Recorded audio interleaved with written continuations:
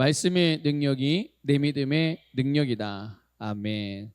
여러분, 하나님의 말씀 안에 담겨있는 능력이 얼마나 대단한지 알고 계시죠? 네.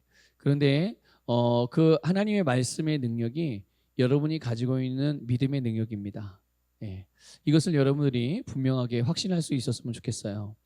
그리스도인들 가운데 아마 하나님의 그 전능하신 능력에 대해서 의심하는 사람은 없을 거예요. 누구나 다 그리스도인이라면 하나님은 전능하신 분이다. 하나님은 모든 능력을 가지고 있다. 부인하지 않죠. 부인할 수 없죠. 그리스도인이라면. 또 하나님의 말씀의 능력에 대해서도 마찬가지죠. 당연히 하나님이 전능하시기 때문에 그분의 말씀에도 전능한 능력이 있다는 것, 그리고 그 말씀이 능력이라는 것들을 절대 의심하지 않습니다. 자, 그런데 이런 전능하신 하나님의 능력, 주님의 말씀의 능력이 나에게, 그리고 나의 사명, 나를 향한 부르심 가운데, 그리고 내 삶에 이 나타나는 것에 대해서는 확신을 잘 못하는 그리스도인들이 많이 있어요. 그러니까 하나님은 전능하신 분, 또 하나님의 말씀도 전능한 하나님의 능력. 그런데 그 하나님의 능력과 하나님의 말씀의 능력이 실제로 부름받은 우리들의 삶 가운데 그리스도인인 나의 삶과 또 사역과 사명과 어떤 봉사의 일들과 섬김의 일들 가운데서는, 또 나의 일상의 삶 가운데서는 그것이 나타나는 부분에 대해서 확신을 잘 못하는 경우들이 많이 있죠. 왜 그럴까요? 그 이유가 뭐냐면 우리 자신이 뭔가를 확신을 할 때 그 근거가 바르지 않기 때문에 그렇습니다. 내가 확신하는 내 확신의 근거, 또 우리의 생각의 근거, 이것의 기반, 그 바탕을 잘못 두고 있기 때문이죠. 그냥 단도직입적으로 말씀을 드리면 우리가 뭔가를 확신하고 우리의 생각이 흔들림 없는 분명한 확신의 어떤 확신을 갖는 생각의 근본을 말씀이 아니라 감각에 두기 때문에 그렇습니다. 그래서 그 감각이 주는 지식에 따라서 내가 반응하고 그 감각이 주는 지식에 따라서 내가 이해하는 경우에는 실제로 말씀의 능력이 보이지 않죠. 감각으로는 보이지 않아요. 또 감각으로 딱 봤을 때, 또 느꼈을 때, 느끼고자 했을 때 하나님의 능력이, 그 전능한 능력이 내 삶에서 또 나의 어떤 하고 있는 일들과 또 봉사의 그런 영역들 가운데서, 또 삶의 영역들 가운데서 잘 나타나지 않아요. 또 느껴지지 않을 수 있는데, 그러기 때문에 확신을 못하는 거죠. 보이지 않고 느껴지지 않고 내가 알 수 없다라고 생각을 하기 때문에. 그러니까 우리의 생각과 이 확신의 기반이 바로 이 감각이 주는 지식에 깔려 있으면, 여기에서 시작하면 하나님은 전능하신 분, 하나님의 말씀도 전능하신 능력을 가지고 있다. 그런데 나는 그렇지 못하네, 나는 그렇지 않네, 이렇게 하나님과 나를 분리하여서 생각하는, 이걸 다른 영역으로 다르게 표현하면 신앙과 삶이 분리되어지는. 그래서 신앙생활은 교회에서만, 교회 식구들끼리, 그리고 실제적으로 나의 삶은 세상 사람들과 또 세상 속에서 하는 일들, 이게 완전히 분리해서 살아가는 그런 이중적인 삶을 살아가게 되는 거죠. 그런데 여러분 기억하십시오. 그리고 믿으십시오. 하나님께서 우리에게 복을 주셨거든요. 근데 그게 어떤 복이냐면, 성경에는 하나님이 주신 복이 너무 많으니까. 그런데 오늘 이 말씀과 바로 또 말씀의 주제와 연결해서 말씀을 드리면, 하나님께서 우리에게 주신 복이 믿음의 복입니다. 하나님은 우리에게 믿음의 복을 주셨어요. 오늘 우리가 읽은 본문 말씀, 우리가 너무 잘 아는 말씀이잖아요. 그리고 그리스도인이라면 다 그 믿음에 대해서, 오늘 히브리서 11장 1절 말씀이 믿음의 정의, 믿음이 무엇인지를 알려주는 말씀이라는 것은 다 알 거예요. 믿음은 바라는 것들의 실상이라고 그랬죠. 그러니까 믿음은 하나님께서 말씀으로 주신 것들을 원할 때 그것이 실제가 되게 한다는 것을 깨달으시길 바랍니다. 다시 말씀드릴게요. 하나님께서 말씀으로 주시는 것들을 내가 원할 때 우리의 믿음은 그것이 실제가 되게 해요. 또 믿음은 보이지 않는 것들, 그러니까 보이지 않는다는 것은 감각적이지 않는다는 거예요. 그렇죠? 감각으로는 알 수 있는 거예요, 없는 거예요? 감각으로는 인지될 수가 없는 부분들인 거죠. 그런데 그런 것들을 하나님 안에 있는 것, 여러분 하나님 안에 있는 것이 여러분 감각으로 인지가 되어져요? 여러분 예수님 눈에 보입니까? 안 보이죠. 예수님 손으로 만져 느낄 수 있으세요? 감각으로 인지가 안 돼요. 영적으로 영에 속해 있는 분이니까요. 그러니까 이렇게 하나님 안에 있는, 그리고 거듭난 우리의 영에 하나님께서 주신 것들에 대한 보증수표, 증명서, 보증서, 그게 바로 믿음이에요. 그것이 믿음입니다. 그러니까 믿음은 우리가 감각으로 느끼지 못할 때도 여전히 하나님 안에 있는 모든 것, 우리의 영 안에 있는 모든 것들의 실제를 말하게 해주죠. 그래서 믿음이 있는 사람들은요, 눈에 보이지 않아도 말해요. 그래서 이거를 세상 사람들이 보면 허풍 떤다고 말할 수도 있고, 조금 고상하게 표현한다면 긍정적으로 살아가는구나, 너는 참 긍정적인 애구나, 이렇게 얘기를 할 수 있는 거죠. 그런데 사실 생각을 긍정적으로 갖는 그런 차원이 아니라 바로 이렇게 믿음이 있는 자들은, 또 믿음을 따라 행하는 자들은 내가 감각으로는 느끼지 못하다 하더라도 우리가 하나님 안에 있는 것과 하나님께서 거듭난 우리 영 안에 주신 것들, 그것들에 대한 실제를 계속 말하고 그것들을 따라서 행동하고 그것들을 나타나게 하죠. 그것들을 이루어 간단 말이에요. 그게 어떤 것들이겠어요? 구원도 그렇죠, 치유도 그렇죠, 부유함도 그렇죠, 평안도 마찬가지죠, 기쁨도 마찬가지죠. 여러분, 평안이나 기쁨 같은 건 세상 사람들은 자기들이 원하는 것들을 얻거나 이루고자 했던 것들을 이루거나 갖고자 했던 것을 가졌을 때 그들은 기뻐하고 그들은 거기서 평안과 안정감을 누려요. 그렇죠? 근데 만약에 그렇지 않을 때는요, 불안하죠. 걱정스럽고 초조해하고, 평안, 기쁨 그런 게 어디 있어요? 이렇게 세상의 감각을 따라서 뭔가 인지할 수 있는 뭔가가 있을 때나 기뻐하고 평안할 수 있는데, 영적으로 믿음으로 기능하는 사람들은 어떻습니까? 믿음이 그 평안의 보증인데, 그렇죠?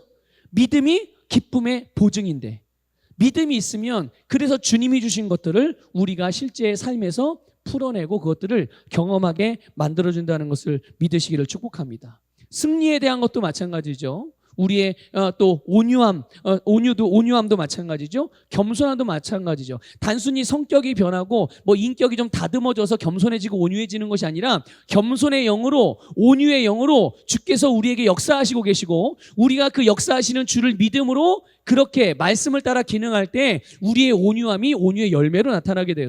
다른 사람들이 그래서 친절하고 공손하고 존중하는 태도로 나타나게 되는 거예요. 그게 누구에게나 상관없이, 나를 좋아하는 사람, 아니 내가 좋아하는 사람에게만, 아니 내 취향에 맞게 행동하는 사람에게만이 아니라 누구에게든 그렇게 표현되어지고 나타나고 그렇게 섬길 수가 있는 거예요. 그게 믿음으로 기능하는 사람들에게 나타나는 아름다운 열매들이고, 바로 우리 안에 있는 믿음이 그런 열매를 우리의 삶에서 맺게 해준다는 말이에요. 사랑도 마찬가지예요. 사랑도, 은혜도 그렇고 능력도 그렇고 생명도 그렇고, 하나님 안에 있는 것과 하나님이 우리의 거듭난 영 안에 주신 모든 영적인 아름다운 것들은 이 믿음을 따라서 모든 것이 다 우리의 삶의 열매로 나타나게 되는 거예요. 그러니까 믿음이 바로 이 모든 것들을 나타나게 하는 능력이라는 것을 우리 시흥제자교회 지체들이 다 믿으시기를 주님의 이름으로 축복합니다. 자, 근데 여러분들 잘 알듯이 그럼 나도 믿고 싶어요, 나도 정말 강력한 믿음을 소유하고 싶어요 라고 그렇게 마음에 열망이 생길 수 있죠. 그럼 믿음은 어떻게 생기나요? 내가 믿습니다 결단하면은, 결심하면 믿음이 생기나요? 사람들은, 어떤 그리스도인들은 그렇게 생각을 해요. 오늘 결단해야 됩니다. 결단한다고 믿음이 생기는 게 아니에요. 그 결단은 무엇을 위한 결단입니까? 내가 믿음이 생기는 원리를, 하나님이 주신 말씀을 따라 그 원리를 취하겠다는 결단이지, 내가 지금 마음을 먹었다고 해서 믿음이 저절로 생기는 게 아니거든요. 믿음이 어떻게 생겨요? 하나님의 말씀을 들음으로, 귀로도 듣지만 눈으로도 보거나, 또 그 말씀을 마음으로 받아들이거나 마음으로 새기거나, 그럴 때 믿음이 생긴다는 말이죠. 그러므로 여러분, 말씀을 들으면 들을수록, 배우면 배울수록, 그러니까 말씀을 배운다 그러니까 그냥 머리로 지식적으로 배우는 게 아니라 우리의 심령으로 받아들여서 그 말씀대로 나를 바꿔가는 거예요. 여러분, 뭔가를 우리가 배운다 그랬을 때 배움의 목적이 뭡니까? 그냥 알고만 있기 위해서 배우나요? 그러면은 정말 그것만큼 시간 낭비하는 일이 없어요. 굳이 안 배워도 되죠. 그냥 알고만 있으면 몰라도 뭐 사는데 지장이 없는데요. 뭐. 그런데 우리가 뭔가를 배울 때는 그거를 사용해서 그것에 대한 유익을 얻기 위해서 배우는 거예요. 그러니까 말씀도 마찬가지죠. 말씀도 그 말씀이 가진 능력과 그 말씀이 주는 우리에게 분명한 생명과 구원의 유익이 있기 때문에 우리가 그것을 실제로 우리의 삶에서 사용하기 위해서 말씀을 배우는 거예요. 그게 또 우리를 향한 하나님의 뜻이기도 하고 명령이기도 한 거잖아요. 그래서 우리는 말씀도 배우는 거죠. 그럴 때 어떻게 해야 된다고요? 우리의 믿음이 점점 강력해집니다. 믿음의 힘이 실리게 되는 거예요. 어디에서 이 힘이 어디서부터 공급되어지는 거예요? 예, 말씀으로부터. 그래서 여러분, 믿음의 능력은 말씀의 능력에 비례해서 나타나는 거예요. 말씀이 얼마나 강력한지 내가 그것을 믿을수록 그 믿음이 말씀의 능력을 따라 믿는 만큼 우리의 삶에 역사하는 줄 믿습니다. 자, 그러면 오늘 우리의 믿음의 능력은 어떠한지 점검해 볼 필요가 있겠죠. 나의 믿음의 능력. 하나님에게 능력이 있어. 하나님의 말씀에도 능력이 있어. 하나님 말씀으로 세상을 창조하셨고, 말씀으로 세상을 다스리고, 말씀으로 우리를 구원하시고, 말씀으로 우리를 축복하셨어. 그러면 그런 말씀으로 역사하신 하나님이 우리와 함께 계시고, 그 하나님의 영이신 성령님이 우리 안에 거하시고, 그리고 그분께서 세상을 창조하고 구원한 말씀을 내 입과 내 마음에 주셨단 말이죠. 그러면 이제 그 주님이 우리에게 주신 믿음이 이 말씀을 따라 역사하는데 나의 믿음의 능력이 어떠한가? 우리가 하나님과 말씀의 능력에 대해서 전능하다라고 말하는 게 절대로 거리끼지 않잖아요. 거리낌이 없잖아요. 하나님은 전능하신 분. 네, 맞아요. 그런데 우리가 내 믿음의 능력에 대해서 말할 때는 담대하게 말하지 못하는 경우들이 종종 있죠. 여러분, 나는 내 믿음으로 무엇이든지 할 수 있습니다라고 고백할 수 있기를 축복합니다. 나는 내 믿음으로 무엇이든지 할 수 있습니다. 왜냐하면 나의 믿음은 감각지식에 근거한 믿음이 아니에요. 3차원적인 세상에서 얻게 되어지는 확신이 아닙니다. 긍정적인 사고도 아니고 긍정적인 마인드도 아니고 우리의 믿음은 전능하신 하나님과 전능하신 하나님의 말씀을 통해서 잉태되었고 생겨났고 그것을 따라 역사하는 믿음인 줄 믿습니다. 그래서 우리는 나의 믿음으로 무엇이든지 할 수 있다라고 고백할 수가 있는 거예요. 자, 여러분, 그 믿음으로 무엇을 하길 원하세요? 그 믿음으로 여러분의 삶을 어떤 영역을 어떻게 만들어가길 원하십니까? 그걸 한번 점검해 보시면 좋을 것 같고 거기에 여러분의 믿음을 그렇게 사용할 수 있기를 축복합니다. 여러분, 우리의 믿음의 능력은 말씀의 능력과 비례한다고 말씀을 드렸어요. 내가 말씀을 얼마나 믿고 있는지, 얼마나 내가 말씀을 인식하고 있는지, 내가 얼마나 말씀에 초점을 맞추고 주목하고 있는지에 따라서 우리의 믿음은 그만큼 역사하는 거거든요. 그런데 이 믿음의 특징이 또 하나가 있는데 그게 뭐냐면 항상 시제가 현재라는 거예요. 이거를 놓치지 않았으면 좋겠어요. 믿음이 역사하는 시제는 항상 현재다. 그래서 믿음은 앞으로 또 다음에라는 게 없어요. 믿음은 언제 역사한다고요? 지금. 믿음은 앞으로 여러분들이 행동하는 게 아니에요. 믿음은 지금 내가 행동하는 거죠. 믿음은 지금 사용하는 거예요. 그럼 믿음은 언제 역사할까요? 내가 지금 믿음을 사용하면 지금 믿음은 역사합니다. 당장 눈에 보이지 않아도 지금 내가 만질 수 없고 지금 어떤 결과를 볼 수 없다고 하더라도 분명히 내가 말씀을 따라 지금 믿음을 사용하면 그 믿음은 지금 뭔가를 행하고 있다는 것을, 뭔가를 움직이고 뭔가에 계속 영향을 주고 바꾸고 만들어간다는 것을 반드시 신뢰하시기를 축복합니다. 이거는 우리에게 근거가 있는 게 아니에요. 우리 안에 거하시는 예수 그리스도, 우리 안에서 역사하시는 성령님, 또 우리에게 주신 말씀을 따라 역사하시는 말씀의 그 능력이 바로 우리가 믿는 바대로 그 믿음의 말씀과 믿음의 말과 믿음의 행동의 결과를 맺게 되는 겁니다. 그리고요, 믿음은 옛날에는, 과거에는 이랬는데, 몇 년 전에 이랬는데 이것도 아니에요. 믿음은 항상 하나님의 말씀의 능력을 현재에 역사하게 해서 현재의 삶을 다스리게 만들어주고요. 현재를 변화시켜 주고요. 현재를 새롭게 하는 거예요. 그러니까 우리가 내가 지금 현재 말씀을 주목하면, 그 말씀을 믿으면, 그 말씀을 인식하면 나의 믿음은 지금 역사예요. 예수님이 그렇게 하셨어요. 예수님께서 뭔가 말씀하셨을 때 항상 믿음으로 충만하셨단 말이에요. 그냥 말하신 적이 없어요. 예수님은 항상 믿음으로 충만하게 말씀하셨죠. 그래서 한 가지 예를 들면 손 마른 사람에게, 오랫동안 손이 뒤틀리고 말라서 움직일 수 없는 마비가 되어진 그런 사람에게 뭐라고 말씀하셨냐? 네 손을 펴라, 이렇게 말씀하셨어요. 언제 피라는 거예요? 근데 지금 예수님이 말한 그 순간, 예수님이 손을 펴라고 말한 그 순간에 지금 펴라, 이렇게 말씀하신 거예요. 그러니까 보세요. 눈에 보이는, 자, 손이 지금 어떻게 보여요? 눈으로 볼 때는 다 뒤틀리고 마비되고 꼬부라지고 그렇게 보여요. 또 이 사람이 느끼는 느낌은 어떨까요? 이 손에 대해서, 뒤틀리고 꼬부라지고 마비된 손에 대해서 당연히 아플 수 있고, 또 그 고통스러울 수 있고, 그것으로 인해 괴로울 수 있죠. 오랫동안 그렇게 살았으면 이거를 바라보는 다른 사람들의 시선으로 인해서 자기 연민에 빠질 수 있죠. 아이고, 내가 아무리 노력해도 안 되네, 뭐하네.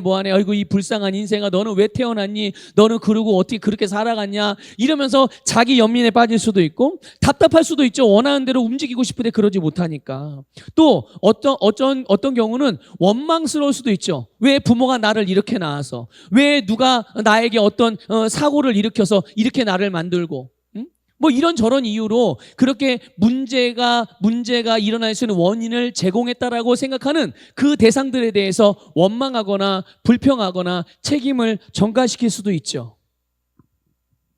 그런데 예수님은 그 사람이 해야 될 일을 말씀하셨어요.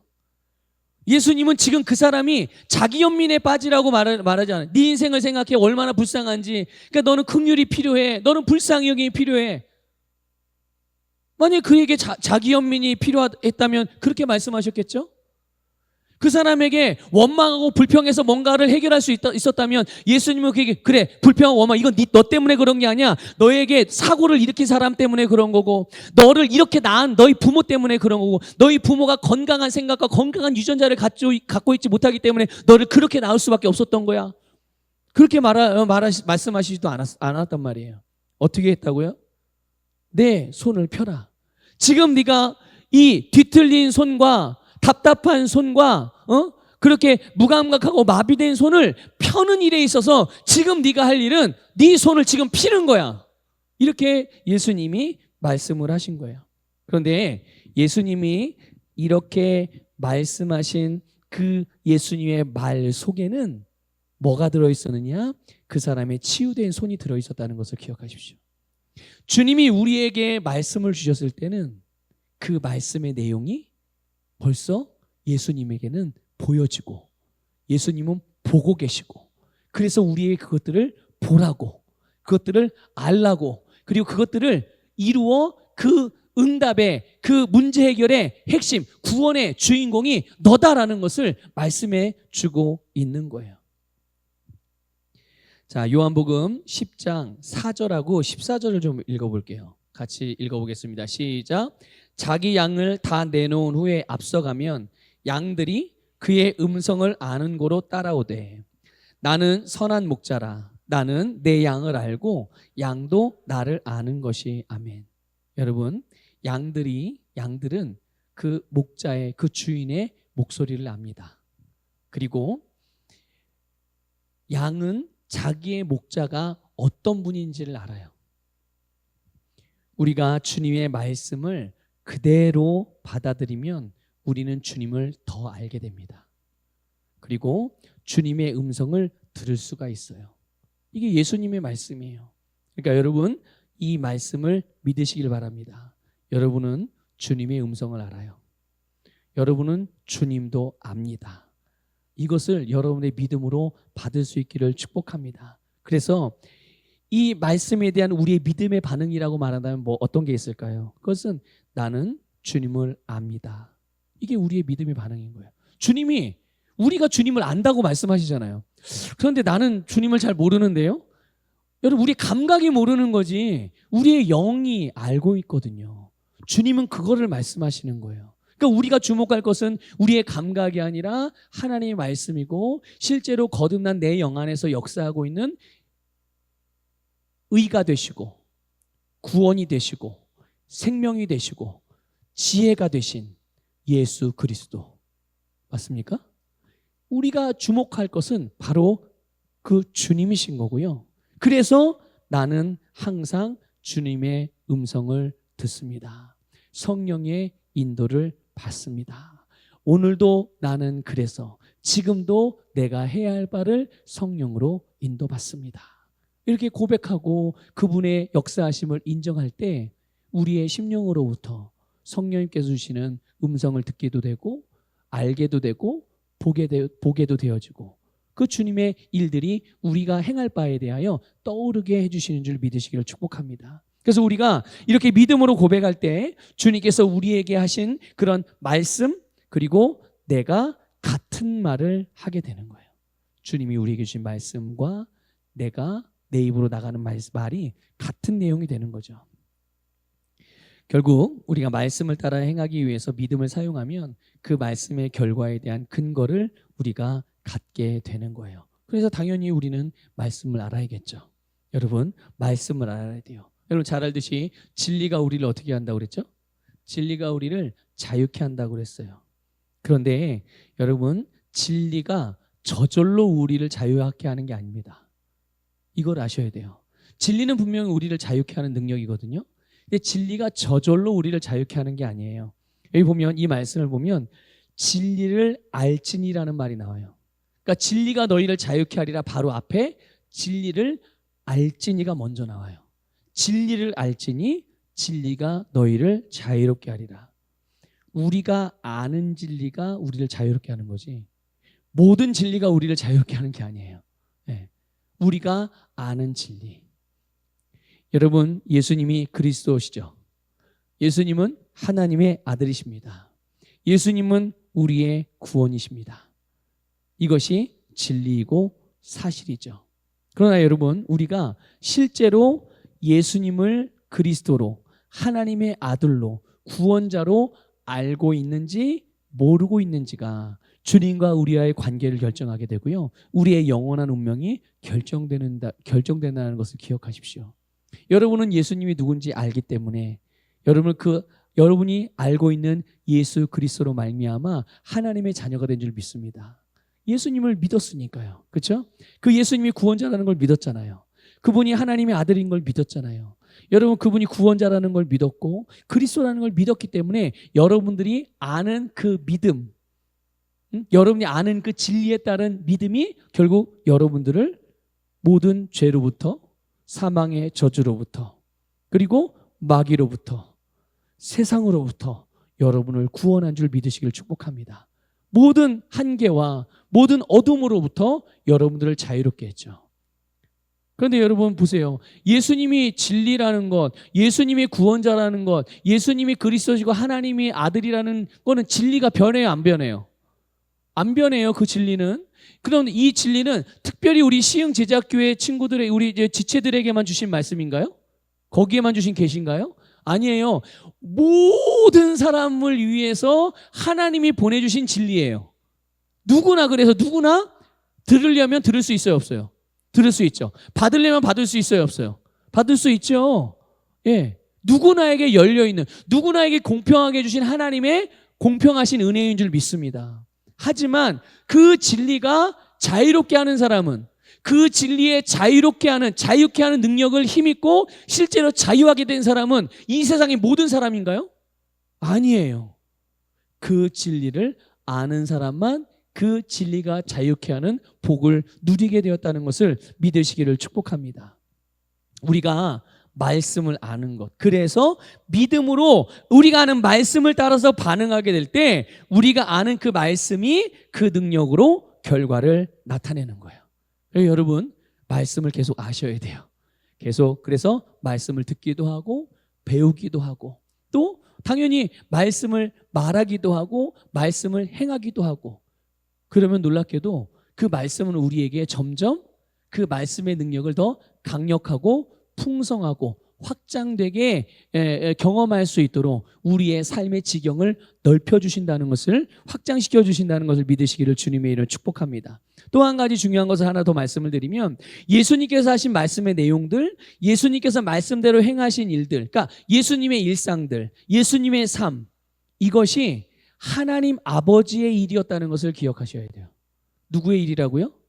예수님의 일이 아니라 누구의 일이라고요? 하나님 아버지의 일. 이건 이제 이 내용은 오전에 우리가 말씀 나눌 때 그것도 말씀드렸던 내용과 겹치는 부분이기도 해요.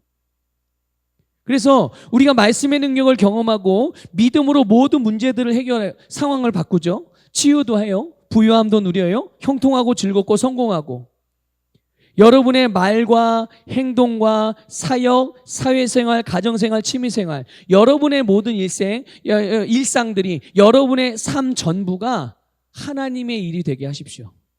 예수님처럼 하나님의 일이 되게 하세요.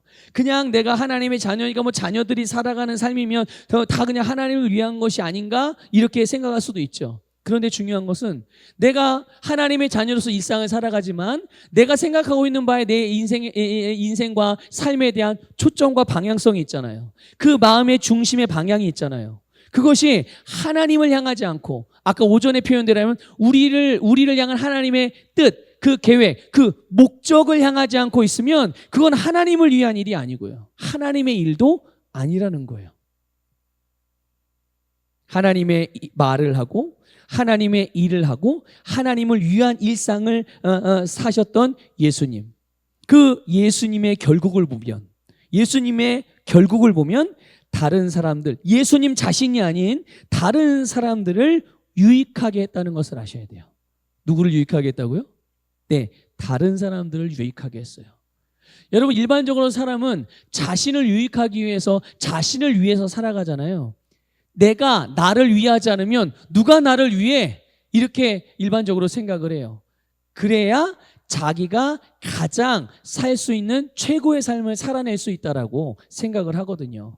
그런데 그게 속는 거예요. 그게 속는 겁니다. 마귀가 세상의 여러 가지 통로들을 통해서 사람의 생각을 속이고 미혹하게 된 거죠.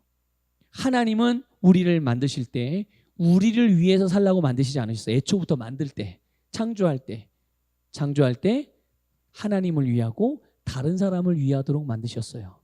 우리가 그렇게 기능할 때 가장 성공적이고 행복하고 만족한 삶을 살아간다는 것을 믿으시기를 주님의 이름으로 축복합니다. 그거를 예수님이 보여주신 거예요. 그래서 예수님은 하나님을 위하고 다른 사람을 위해서 사셨고요. 그 결과, 그 열매가 저와 여러분들이잖아요. 그렇죠? 오랜 시간이 물론 지났지만, 그러나 이 현재를 살아가고 있는 우리에게도 과거에 예수님께서 사셨던 그 삶의 열매가 오늘 우리에게도 이렇게 맺혀져서 우리가 하나님으로부터 구원받은 자로서, 또 왕같은 제사장으로서, 예수님의 제자로서, 그리스도의 대사, 하나님 나라의 대사로서 우리가 이 땅을 그렇게 살아갈 수가 있게 되는 것이고요. 마찬가지로 우리를 통해서 또다시 일어나게 될 다음 세대와 또 하나님의 자녀로 거듭나게 될 또 다른 사람들이 역시 우리와 같이 그들의 시대와 그들의 세대와 그들이 있는 곳에서 마찬가지로 하나님을 위하고 다른 사람의 유익을 위해서 살아갈 때 모든 사람들이 하나님의 나라의 백성으로서 살아갈 수 있게 되어지는, 하나님의 풍성함을 누리고 하나님의 뜻을 이루어가고 그들을 향한 하나님의 계획과 뜻, 그들의 인생을 향한 인생의 목적을 따라 살아갈 수가 있게 되는 거죠. 놀랍게도 여러분이 잘 아는 건데, 예수님이 하나님을 위하시고 또 다른 사람들을 위하여 사셨잖아요. 그럼 예수님은 어떻게 돼요? 자신의 삶은 아무것도 없고 예수님은 그냥 흔적도 없이 사라지셨나요? 그렇지 않아요. 놀랍게도 예수님께서 스스로 낮아지셔서 하나님을 위하고 다른 사람을 위해 자신의 생명을 내어주고 삶을 내어주셨을 때 하나님이 그를 모든 이름에 뛰어난 이름을 갖게 하셨다는 것을 믿으시길 축복합니다. 하나님이 높여주세요. 그런 하나님을 신뢰하시길 바랍니다. 우리 스스로 높아지려고 하는 것이 아니라 우리는 주님의 말씀을 따라서 주님을 위해서 살고 다른 사람을 위해서 살아요. 그럼 우리는 내가 스스로 낮은 자처럼, 내가 좀 비천한 사람처럼 그렇게 여겨집니까? 그렇지 않다니까요. 결국은 주님께서 그런 우리를 높여주셔서 우리를 통해서 다스려지는 영역들이, 삶의 영역들이 더 강력해지게 되어지고 더 확장되어지게 되어 정말 풍성한 영향력으로서 하나님의 뜻을 이루는 자로 기능하게 된다는 것을 기억하시길 바랍니다. 여러분, 오늘 아까 제목을 좀 다시 한번 좀 봤으면 좋겠어요. 여러분, 말씀의 능력이 내 믿음의 능력입니다. 여러분, 주님의 말씀의 능력이 여러분의 믿음의 능력이에요. 그것을 사용하시고 그것을 통해서 여러분의 삶에 주님께서 여러분을 통해서 맺길 원하시는 풍성한 열매들을 많이 맺어가시기를 주님의 이름으로 축복합니다.